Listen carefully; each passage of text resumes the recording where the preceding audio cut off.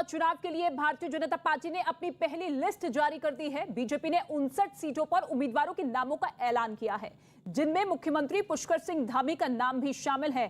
BJP ने CM Dhami को खटीमा से उम्मीदवार बनाया है, जबकि सतपाल महाराज को चौबट्टा खाल से उम्मीदवार बनाया है। मदन कौशिक हरिद्वार से चुनाव लड़ेंगे। यमुनोत्री से केदार सिंह रावत को टिकट दिया गया है। सतपाल महाराज चौबट्टा खाल से चुनाव लड़ेंगे। इसके साथ ही आपको बता दें, सरिता आर्य नैनीताल से चुनाव लड़ेंगी, जो कि कांग्रेस पार्टी छोड़कर बीजेपी में शामिल हुई हैं। 2 दिन पहले ही चक्राता सीट से सिंगर जुबिन नौटियाल के पिता राम शरण नौटियाल को टिकट दिया गया है। ऋषिकेश से प्रेमचंद अग्रवाल को टिकट दिया गया है। 10 मौजूदा ऐसे विधायक हैं जिनका टिकट कटा है। 10% महिलाओं को टिकट दिया गया है।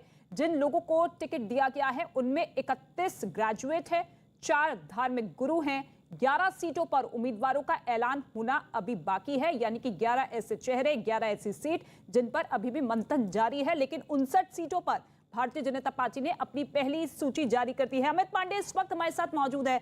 अमित, 59 सीटों पर उम्मीदवारों के नामों का ऐलान कर दिया है। कैबिनेट मंत्री हो, मुख्यमंत्री हो, प्रदेश अध्यक्ष हो, साफ कर दिया है कि किन किन सीटों पर चुनाव लड़ेंगे। लेकिन 2 बड़े चेहरे पुष्कर सिंह धामी और मदन कौशिक, जिनके सामने डबल चुनौती है, वो अपनी परंपरागत सीट से ही चुनाव लड़ेंगे। जी बिल्कुल, ये दोनों अपनी परंपरागत सीट से चुनाव लड़ेंगे। इसके अलावा अन्य जो महत्वपूर्ण नेता हैं, जैसे सतपाल महाराज, धन सिंह रावत और इसके अलावा पूर्व प्रदेश अध्यक्ष है, इनको भी मौका मिला है। कुल मिलाकर अगर हम 59 सीट देखें तो बीजेपी की पूरी जो चुनावी रणनीति है वह झलकती है। इस सूची में 10% ब्राह्मणों को टिकट दिया गया है। इसके अलावा बड़ी तादाद में सैन्य पृष्ठभूमि से भी जो लोग हैं उनको टिकट दिया गया है। 10 मौजूदा विधायकों को उनकी मौजूदा सीट से टिकट नहीं दिया गया। मतलब साफ है कि बीजेपी ने ये साफ कह दिया, परफॉर्मेंस ही मुख्य आधार है। इसके अलावा 4 धार्मिक गुरुओं को भी टिकट दिया है और इसके अलावा जो महत्वपूर्ण संगठन से जुड़े नेता हैं उनको टिकट दिया हुआ है। तो संगठन, एजेंडा, पार्टी का घोषणा पत्र, पार्टी के कार्यकर्ता और धर्म, इन सब को परफॉर्मेंस को आधार बनाया गया। जिनका परफॉर्मेंस अच्छा रहा, जिनकी लोकप्रियता लोगों के बीच में अच्छी रही, उन्हें टिकट दिया गया, उन पर भरोसा जताया गया। ठीक है, आपके पास लौटेंगे अमित,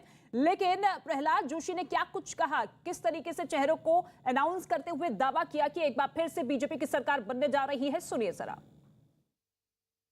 माननीय प्रधानमंत्री जी जो विजन दिया है, इस दशक उत्तराखंड का दशक है। ये साकार करने के लिए भारतीय जनता पार्टी इस चुनाव को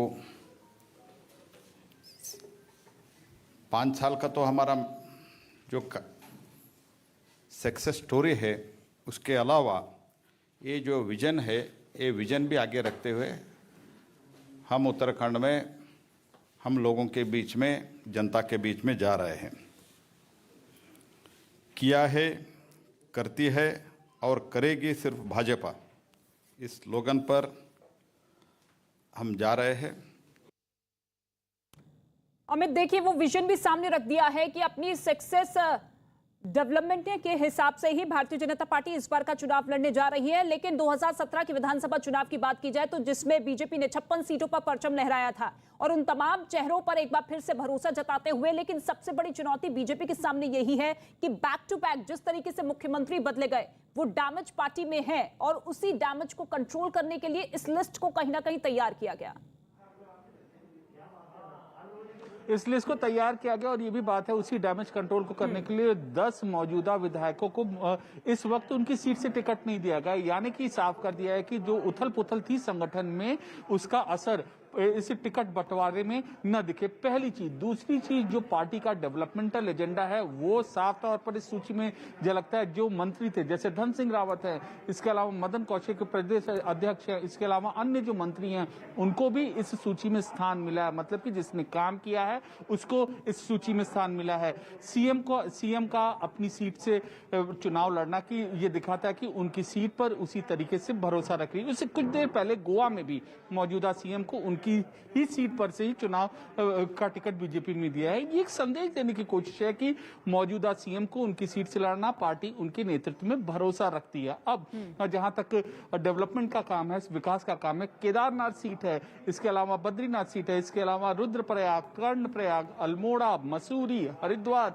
ये जो प्रमुख धार्मिक महत्व की जगह है, वहां पर भी पार्टी ने अपने पुराने चेहरों पर भरोसा किया है और उनको टिकट दिया है जो संगठन के साथ खड़े थे। अभी हाल ही के दिनों में कई नेता जो बीजेपी से कांग्रेस में गए हैं, लेकिन जो नेता बीजेपी में रह गए हैं, जो कांग्रेस से आए थे, जैसे सतपाल महाराज और अन्य नेता, तो उनको वापस यहां पर रिपीट किया गया है। तो पार्टी ने यह भी देखा है कि जो लोग पार्टी के साथ खड़े हैं पुराने दल से आने के बाद, उनको टिकट दिया जाए। पार्टी की विचारधारा के साथ उन पुराने चेहरों पर भी भरोसा जताकर एक बड़ा संदेश देने की कोशिश की है कि देखिए, पार्टी में एक राय है, भरोसा है और संगठन पूरी मजबूती के साथ आगे बढ़ रहा है। लेकिन इसके साथ ही आपको यह भी बता दें कि 59 सीटों पर उम्मीदवारों का ऐलान आज हो चुका है। उनमें 10% महिलाओं को टिकट दिया गया है। इस लिस्ट में 15 ब्राह्मणों को जगह दी गई है। तो देखिए किस तरीके से एक बैलेंस्ड लिस्ट तैयार की गई है 59 सीटों पर। इस 59 में 5 वुमन है, लेडीज 54 जनरल है। इसमें कास्ट वाइज बोले तो 59 total out of 70 we are declaring today 59। तो 15 ब्राह्मणों को जगह दी गई है इस लिस्ट में। और हरिद्वार जिले से एक बार फिर से प्रदेश अध्यक्ष, जो कि पहले मंत्री भी रह चुके हैं, मदन कौशिक, उन्हें एक बार फिर से